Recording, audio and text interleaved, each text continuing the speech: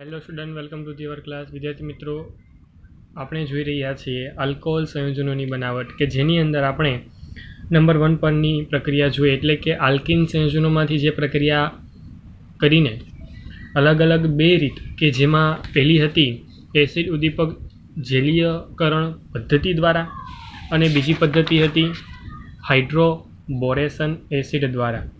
આ બે પદ્ધતિ દ્વારા આપણે માર્કોનિકો અને પછી આમાં પ્રતિ માર્કોનિકોનો જે પણ રૂલ્સ ફોલો થયો તે મુજબની યોગશીલ પ્રક્રિયા કરી અને અનુવર્તી નિપજ મેળવી, કે જેની અંદર OH સમૂહ હાજર હોય, એટલે કે અનુવર્તી આલ્કોહોલ સંયોજન ધરાવતો ભાગ મેળવ્યો, જવાબ મેળવ્યો. તેની ક્રિયાવિધિ સમજી. આજે આલ્કિન સંયોજનો પછીનો ભાગ એટલે કે કાર્બોનિલ સંયોજનોમાંથી આપણે આલ્કોહોલ સંયોજનોની વાત કરીશું, કે જેમાંથી કઈ રીતે મેળવી શકાય. તો એમાં પણ બે પ્રકારની ભાગો તમને જોવા મળે છે. કેટલા ભાગો છે મેં તમને પહેલાં ડિસ્કસના સ્વરૂપમાં તમને કહી દીધું છે, જણાવી દીધું છે. તો એટલે થોડુંક એવું ચર્ચાના ભાગ સ્વરૂપે તેને તમે યાદ રાખેલું હશે, કે જેથી તમને એ પણ ખ્યાલ હશે કે આ 2 નંબર પછી હજી એક નંબર છે, કે જેમાં 3 નંબર, જેમાં આપણે ગેજનાટ પ્રક્રિયાનો યુઝ કરીશું અને આલ્કોહોલની નિપજ મેળવી શકીએ છીએ. તો જેટલી પણ પદ્ધતિઓ છે ને ખાસ યાદ રાખજો, કેમ કે વારંવાર એકને એક વસ્તુ કહું છું, વારંવાર એકને એક વસ્તુ કહેવા પાછળનો મારો એક જ હેતુ છે કે એમાં જે પણ પ્રક્રિયા આવે છે, જે પણ સમીકરણો આવે છે, એ અહીંયા નહીં પરંતુ ચેપ્ટર પૂર્ણ થયા પછી પણ પરિવર્તનો ચેપ્ટરના એન્ડમાં સ્વાધ્યાયોમાં જોવા મળે છે NCERT ટેક્સ્ટબુક મુજબ. તો ત્યાં પણ તમને ખાસા એવા ઉપયોગમાં થશે આ બધા જ સમીકરણો. તો સમીકરણો ગોખવાની ટ્રાય ન કરવી, નંબર 1. નંબર 2, તમે જ્યારે યાદ રાખો છો તેને ક્રિયાત્મક રીતે યાદ રાખો, કઈ વસ્તુઓને કઈ સ્વરૂપમાંથી તમે યુઝ કરો છો તે વસ્તુ યાદ રાખો. ચાલો, તો શરૂઆત કરીએ. નંબર 2 એટલે કે કાર્બોનિલ સંયોજનોમાંથી સામાન્ય રીતે આપણે મેળવી રહ્યા છીએ આલ્કોહોલિક સંયોજનો. તેની અંદર પહેલી પદ્ધતિ એટલે કે આલ્ડીહાઇડ અને કીટોન સંયોજનોના રિડક્શન દ્વારા. હવે સ્વાભાવિક છે કે તમારી પાસે આલ્ડીહાઇડ અને કીટોન સંયોજનો છે, તેની ઉદ્દીપકની હાજરી લઈશ અને એ ઉદ્દીપકની હાજરીમાં પ્રક્રિયા થશે. સ્વાભાવિક છે કે ઉદ્દીપક તરીકે મારે એવો રિડક્શન કરતા લેવો પડશે કે જેને કારણે રિડક્શન પ્રક્રિયા થશે. રિડક્શન પ્રક્રિયા તમારી સાપેક્ષ રજૂ થયેલી છે એટલા માટે. તો સ્વાભાવિક છે કે રિડક્શન કરતા પદ્ધતિ તરીકે અલગ અલગ અહીંયા હું લેવા માગું છું તેવા પદાર્થો રહેશે: પ્લેટિનમ, પીટી, પેલેડિયમ, ઓકે, અને એવી રીતે નિકલ. આ એઝ અ ઉદ્દીપક તરીકેની ભૂમિકા ભજવતા તત્વો છે. એઝ અ ઉદ્દીપક તરીકે સમજો ખાસ કાળજીપૂર્વક. એટલે ઉદ્દીપકની ભૂમિકા 3 જેવા ઉદ્દીપકો હોઈ શકે છે, ઉદ્દીપક તરીકે વર્તી શકે છે. અને પ્રક્રિયા થાય એટલે સ્વાભાવિક છે કે અહીંયા મારે હાજરી આપવાની છે આલ્કોહોલ સંયોજનોમાં રૂપાંતર મેળવવા માટે સોડિયમ બોરોહાઇડ્રેટ અથવા લિથિયમ એલ્યુમિનિયમ હાઇડ્રાઇડ. જે બીજી પદ્ધતિના ભાગ સ્વરૂપે પણ હું દર્શાવી શકું. જેમ કે અત્યારે તમારી પાસે પ્રક્રિયા છે, જેમ કે તમારી પાસે આલ્ડીહાઇડ છે, જેમ કે RCHO. RCHO જે છે એ ચોક્કસ હાઇડ્રોજનની હાજરીમાં, કેમ કે તમે જાણો છો રિડક્શન કરવાનું છે, રિડક્શન કરશો એટલે સ્વાભાવિક છે કે હાઇડ્રોજનનો ઉમેરો થાય છે. અત્યારે હું લઈ લઉં છું પેલેડિયમ. પેલેડિયમની હાજરી આપશો એટલે સ્વાભાવિક છે કે જે આ હાઇડ્રોજન છે એ કંઈક આ રીતે યુઝ થશે. જેમ કે તમારી સાપેક્ષ થોડુંક ડિટેલમાં હું તમને વર્ણન આપી દઉં તો કંઈક આ રીતે સમૂહ તમારી પાસે રહેલો છે. ઓકે, હવે સ્વાભાવિક છે કે તમારી પાસે જે H2 છે આ બંધને બ્રેક કરશે, એક જગ્યા પર અહીંયા લાગશે, એક જગ્યા અહીંયા લાગશે. That's it. બીજું કાંઈ એમાં ડિસ્કસ કરવા જેવું કાંઈ છે જ નહીં, કોઈ એક્સ્ટ્રા વસ્તુ આમાં આવતી નથી. તો CH2OH થઈ જશે, કેમ કે એક જગ્યા અહીંયા કે H લાગશે, એક જગ્યા અહીંયા કે H લાગવાની છે. તો થઈ ગયું C આ H2OH. That's it. સરળતાથી તમે પ્રક્રિયાને સમજી સરળતાથી તમે વસ્તુને ડિસ્કસ કરી શકો છો, યાદ રાખી શકો છો. That's it. રિડક્શન કરવાનું છે, બીજું કાંઈ જ નથી. હવે હા, મેં તમને વાત કરી તે મુજબ ફરી એકવાર કન્ટિન્યુ કરવા વાતને. સોડિયમ બોરોહાઇડ્રેટ અથવા લિથિયમ એલ્યુમિનિયમ હાઇડ્રેટ દ્વારા પણ તમે એને પ્રક્રિયાના ભાગ સ્વરૂપે આગળ વધારી શકો છો. એ પહેલાં એક નાની બાબત હાઇડ્રોજન લેવા માટેની કરી દઉં છું કે ઉદ્દીપકીય હાઇડ્રોજનીકરણ પ્રક્રિયા કહી શકાય. ફરી એકવાર બોલું છું, ઉદ્દીપકની જે પણ હાજરી છે એના કારણે ઉદ્દીપકીય હાઇડ્રોનીકરણ પ્રક્રિયા કહી શકાય. ક્લિયર?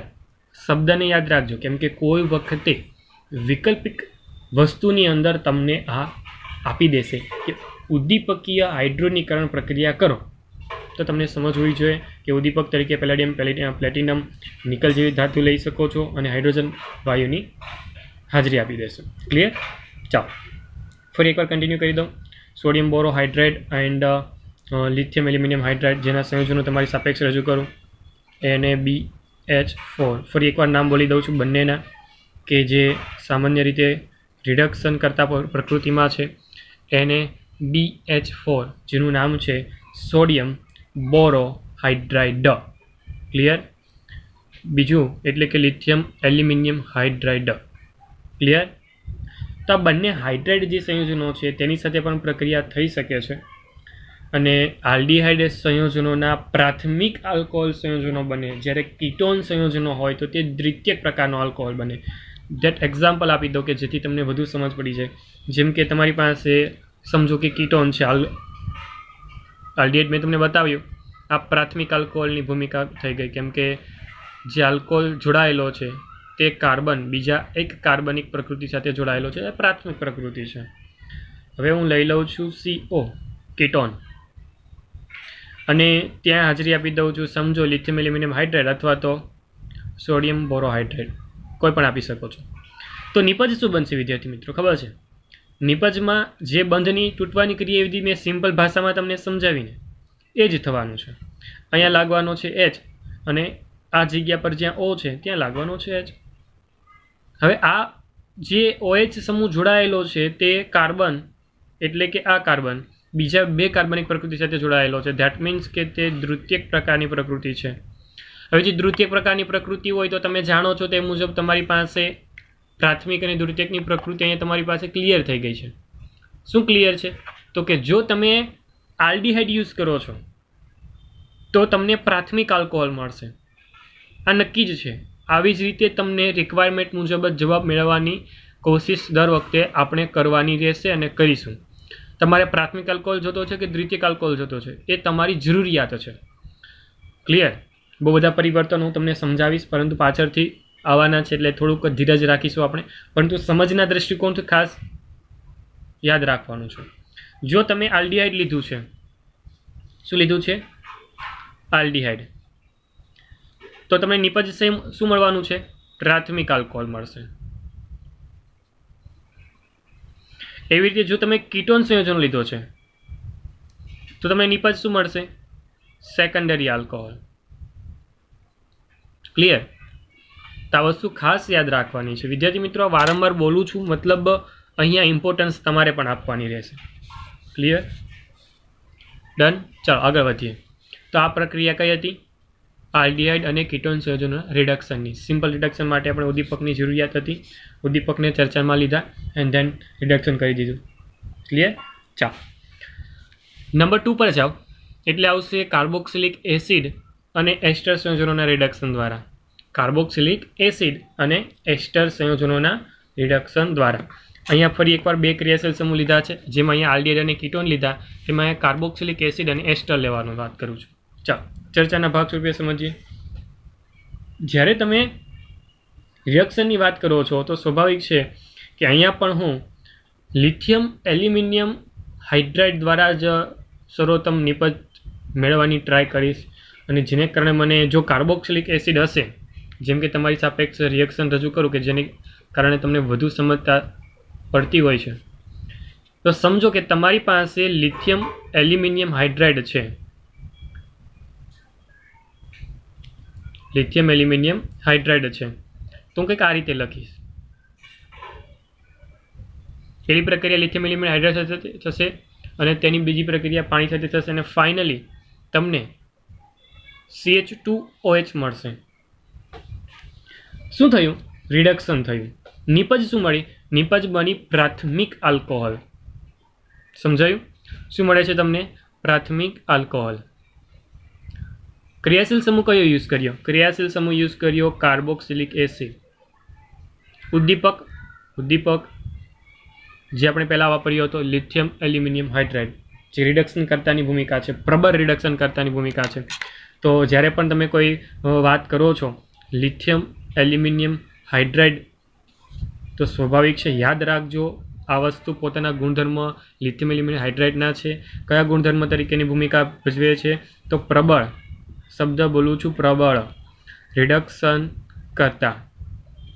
તો કોઈનું રિડક્શન તમારે કરાવવું છે તો મે બી પોસિબલ છે કે તે લિથિયમ એલ્યુમિનિયમ હાઇડ્રેટ વડે તેનું રિડક્શન થઈ શકે છે.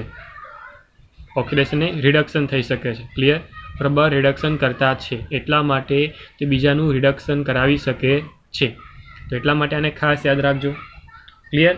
પરંતુ પ્રોબ્લેમ એ છે કે લિથિયમ એલ્યુમિનિયમ હાઇડ્રેટ જે છે ને એ ખૂબ જ મોંઘો પ્રક્રિયક છે. તેથી માત્ર વિશિષ્ટ સંયોજનોની બનાવટમાં જ આ લિથિયમ એલ્યુમિનિયમ હાઇડ્રેટ આપણે વાપરતા હોઈએ છીએ. જે ઇન્ડસ્ટ્રીયલ દૃષ્ટિકોણથી જોવા જઈએ ને તો કેમ કે થાય એવું કે નોર્મલ રિડક્શન કરવું છે ને આપણે લિથિયમ એલ્યુમિનિયમ હાઇડ્રેટ વાપરી દઈએ તો સ્વાભાવિક છે કે જે નીપજ હોય તે મોટી માત્રામાં મળતી ન હોય, નંબર 1, અને નંબર 2 એવી હોય કે કદાચ એ નીપજ જે સસ્તા ભાવે વેચવાની છે એ વધુ મોંઘી થઈ જશે કેમ કે આપણી પાસે જે ઉદ્દીપક વાપરીએ છીએ તે ખૂબ જ મોંઘો છે. તો આ બધા ફેક્ટરો પણ ખાસ નજરમાં રાખવાના હોય છે. એટલા માટે આનો બીજો રસ્તો પણ હોઈ શકે છે. એવું નથી કહેતો કે એક જ રિડક્શન કરતા છે. આના સિવાયના બહુ બધા રિડક્શન કરતા પદાર્થો છે કે જેના વડે પણ તમે રિડક્શન પ્રક્રિયા સરળતાથી કરાવી શકો છો. ક્લિયર? આ વસ્તુ પણ તમારે ખાસ રાખવાની, ધ્યાન રાખવાનું છે. એક રિડક્શન કરતાં ન હોઈ શકે ક્યારે પણ. એટલે ઔદ્યોગિક ધોરણે પણ એસિડ સંયોજનોનું આલ્કોહોલ સંયોજનોમાં રિડક્શન કરવા માટે પ્રથમ આ એસ્ટરમાંથી રૂપાંતર થવાની ક્રિયાવિધિ થઈ કે જે હવે આપણે સમજવા જઈ રહ્યા છીએ. સમજો કઈ રીતે? તો જ્યારે પણ તમારી વાત થાય એટલે મેં વાત કરી તે મુજબ જો તમે આ રીતે વાપરશો તો સ્વાભાવિક છે લિથિયમ એલ્યુમિનિયમ હાઇડ્રેટ મોંઘો છે એટલા માટે તે દૃષ્ટિકોણથી જોવા જાય એટલે આપણે એક બીજો રસ્તો ગોતીએ છીએ. બીજો રસ્તો કયો છે તે ખાસ કાળજીપૂર્વક સમજજો. મારે ફરી એકવાર એસિડ જ લેવાનો છે. શું લઉં છું? કાર્બોક્સિલિક એસિડ જ લઉં છું, સેમ. પરંતુ હું તેને કોઈ અનુવર્તી, કોઈ આલ્કોહોલ સાથે રિડક્શન કરાવી દઈશ, કોઈ આલ્કોહોલ સાથે પ્રક્રિયા કરી દઈશ. સોરી, રિડક્શન ન બોલી, પ્રક્રિયા કરીશ યોગ્ય એસિડની હાજરીમાં. એટલે આ બંને વચ્ચે પ્રક્રિયા થાય ને, તમે બધા જાણો છો આ બંને વચ્ચે પ્રક્રિયા થાય એટલે આ જગ્યાએથી OH, આ જગ્યાએથી H, એટલે એસ્ટર બનવાની ક્રિયાવિધિ થાય. એટલે RCOO R ડેશ અને અહીંયા પાણીનો મોલિક્યુલ્સ દૂર થઈ જાય. આ વસ્તુ તમે બધા જાણો છો કેમ કે નોર્મલ બેઝ પર આ પ્રક્રિયા તમે બધા કદાચ જોઈ છે ધોરણ 10ની અંદર જ, કેમ કે આપણે એસ્ટરિફિકેશન ત્યાં પહેલી વાર આપણે આવેલું. હવે અહીંયા શું કરું તો કે અહીંયા હું ફક્ત જે આ ક્રિયાશીલ સમૂહ છે ને તેને હું બ્રેક કરું છું, તોડું છું, અને એ જગ્યા પર હું અહીંયા ચોક્કસ ઉદ્દીપકની હાજરી આપીશ. કેમ કે અહીંયાથી અહીંયા ફેરવવું એ મારે પ્રબળ રિડક્શન કરતાની વર્તુણક જોઈએ છે, પરંતુ એસ્ટરમાંથી બ્રેક કરીને હાઇડ્રોજન ઉમેરીને આલ્કોહોલ બનાવવો એ સિમ્પલ પ્રક્રિયામાં આવે છે કે જેને કારણે ઉદ્દીપકની હાજરી અને H2 વાયુની હાજરી મને મળી જાય તો આ જગ્યા પર સરળતાથી CH2OH અહીંયાથી જ બને છે. જોજો, સમજો. આ પહેલો ભાગ જે આ ભાગ રહ્યો તેમાંથી શું બને છે? RCH2OH પ્લસ જે પાછળનો ભાગ છે તેનાથી બની રહ્યો છે R-OH. ધેટ મીન્સ કે તમારી પાસે જે એઝ અ પ્રક્રિયક તરીકે જે પહેલાં નાખ્યો હતો એઝ અ નિપજ તરીકે પાછો મળી જાય છે. મતલબમાં કોઈ લોસ નથી. જે પ્રક્રિયક તમે નાખ્યો હતો તે તમને ફાઇનલી મળી ગયો. હા, મળી ગયો. ફક્ત ઉદ્દીપકના સ્થાને જે હાઇડ્રોજન નાખ્યો છે તે યુઝ થવાનો છે, જે અહીંયા પણ સ્વાભાવિક છે H2O કામ કરી આપે છે. હાઇડ્રોજન ઉમેરવાનું, હાઇડ્રોજન ઉમેરવો પડશે કેમ કે રિડક્શન પ્રક્રિયા કરીએ છીએ તો હાઇડ્રોજન જે વપરાવાનો છે H2O એક્સ્ટ્રા નાખીએ છીએ તેમાંથી તમને મળી આવે છે. ધેટ મીન્સ કે પ્રક્રિયા સરળ રીતેથી થઈ જાય છે. હવે COOH સમૂહ છે ને કદાચ તમે બધા જાણો છો કેમ કે ધોરણ 11ની અંદર આપણે વારંવાર ભણવામાં આવ્યું છે કે COOHની ભૂમિકા છે ને તે પ્રબળ હોય છે. એટલે તે બંધ તૂટવાની ક્રિયાવિધિ પણ હોય ને તો પણ એક ચોક્કસ એબિલિટી તેની અલગ છે. એ આપણે નેક્સ્ટ ચેપ્ટરની અંદર ભણવાના છીએ, નો ડાઉટ. પરંતુ આપણે બધા જાણીએ છીએ કે COOH એટલે તૂટવા માટે પ્રબળ કન્ડિશન જોઈએ તો એ લિથિયમ એલ્યુમિનિયમ હાઇડ્રેટ તત્પરતાથી આપે છે. પરંતુ રિએક્શન કરવા માટે કોઈ આવી જાય તો સરળતાથી રિએક્શન પણ કરી આપે છે, નો ડાઉટ, ચોક્કસ, ડેફિનેટલી કરશે કે જેને કારણે એસ્ટર કરે છે. તો આ પ્રક્રિયા એસ્ટરિફિકેશનની પ્રક્રિયા ધોરણ 10થી આપણે સમજતા આવીએ છીએ. ધોરણ 10માં પહેલી વાર આપણે સમજી હતી.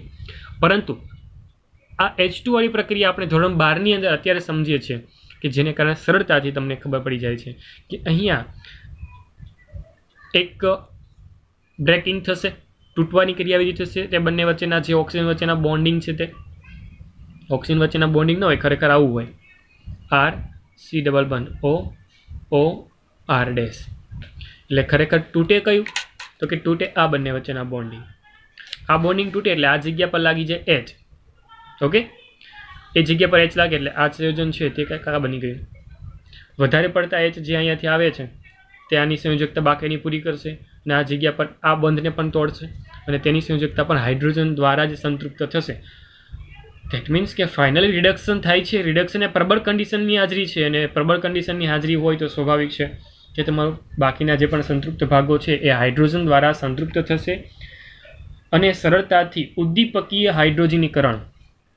ફરી એકવાર હું એ જ શબ્દ લખું છું, ઉદ્દીપકીય હાઇડ્રોજનીકરણ. ફરી એકવાર આ જ કન્ડિશન એપ્લાય થાય છે અને સરળતાથી તમને યોગ્ય તમારી નિપજ મળેલી જોવા મળે છે.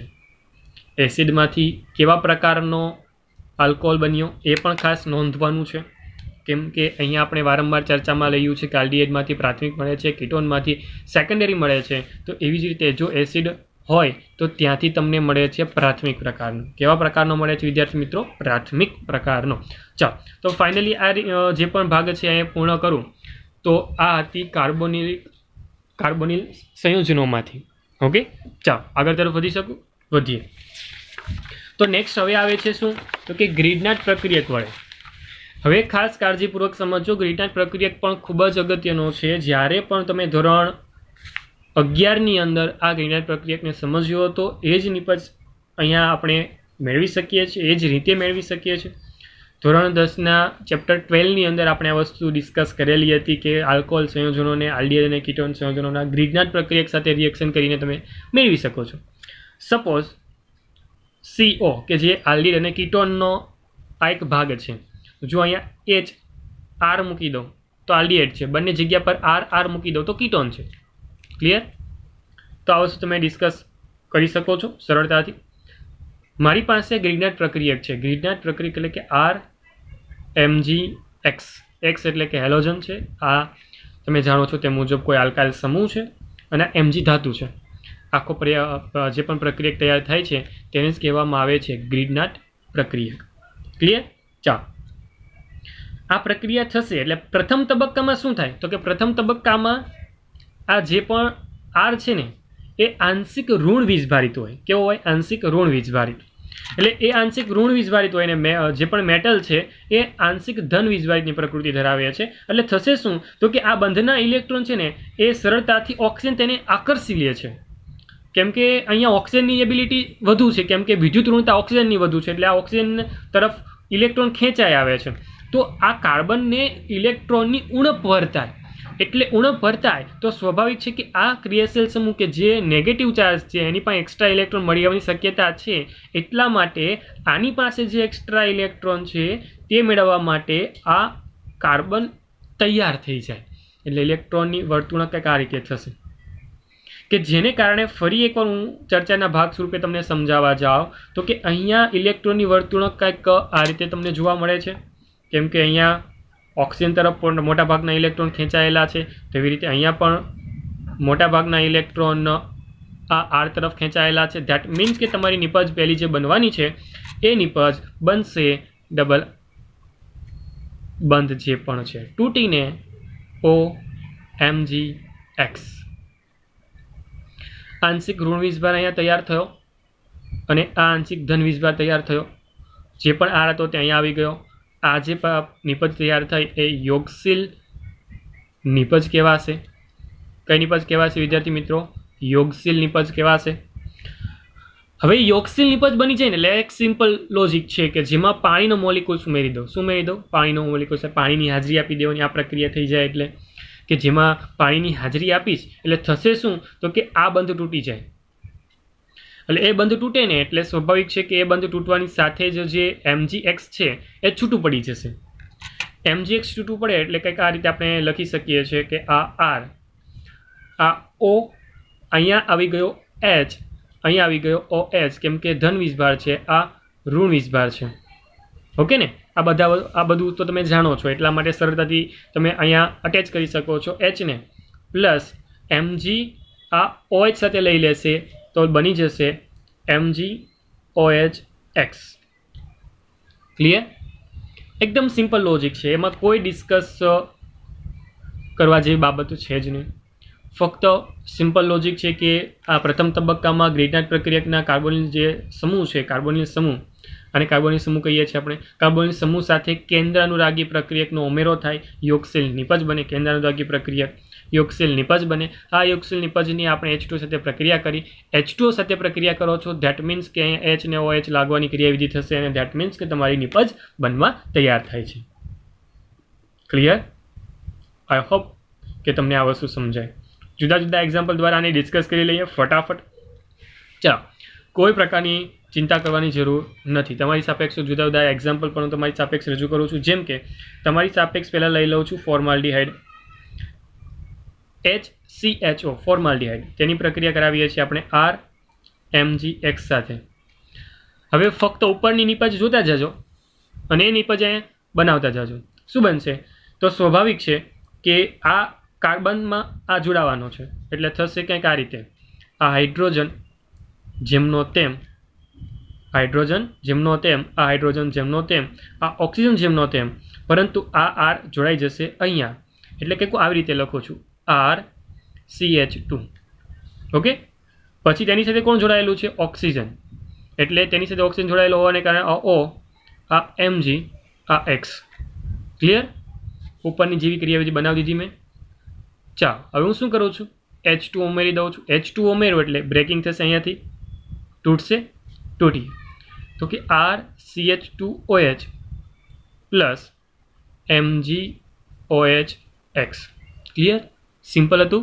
છે સિમ્પલ? લાગ્યું સિમ્પલ? ચાલો, હું હવે કોઈ પણ આ ફોર્માલ્ડિહાઇડ હતો, હવે કોઈ પણ આલ્ડિહાઇડ લઈ શકું. જેમ કે હું R જ લઈ લઉં. ચાલો, જો R લઉં છું તો પ્રક્રિયા કરું છું ફોર્માલ્ડિહાઇડ પછીની, કોઈ પણ આલ્ડિહાઇડ હોઈ શકે, એટલા માટે આ મેં R મૂકી દીધો. તો સ્વાભાવિક છે કે આ R અલગ રાખવા માટે R ડેશ કહું છું તેને હું. તો સ્વાભાવિક છે કે C સાથે જોડાયેલો R જેમનો તેમ, R ડેશ બહારથી આવ્યો તે, આ હાઇડ્રોજન જેમનો તેમ, પછી આ O, પછી આ MgX, આની સાથે જોડાય છે H2O, હાઇડ્રોજનને કારણે થાય છે, અને જળ વિભાજન કહેવાય. જળ વિભાજનને કારણે અહીંયાથી બ્રેકિંગ થશે. R, આ CH, R ડેશ, આ OH, અને આ થઈ ગયું MgOH. ચાલો, આ વાત આલ્ડિહાઇડ સમૂહની થઈ ગઈ. હું કીટોનને લઈ લઉં, કેમ કે અહીંયા મેં કીટોનની પણ વાત કરી હતી. જેમ કે હું લઈ લઉં છું RCO, R ડેશ. તો સપોઝ કે આ ડબલ ડેશવાળો છે, મતલબ અહીંયા પણ ક્રિયાશીલ સમૂહ કોઈ અલગ છે એવું સમજી લો. એટલે આ ત્રણ અલગ છે. આ મિથેન હશે, આ પ્રોપેન હશે, તો આ બ્યુટેન પણ હોઈ શકે, નો ડાઉટ હોઈ શકે, કેમ કે કોઈ પણ હોય, આપણે એનાથી મતલબ છે જ નહીં. ચર્ચાના ભાગ સ્વરૂપે જુઓ શું બને.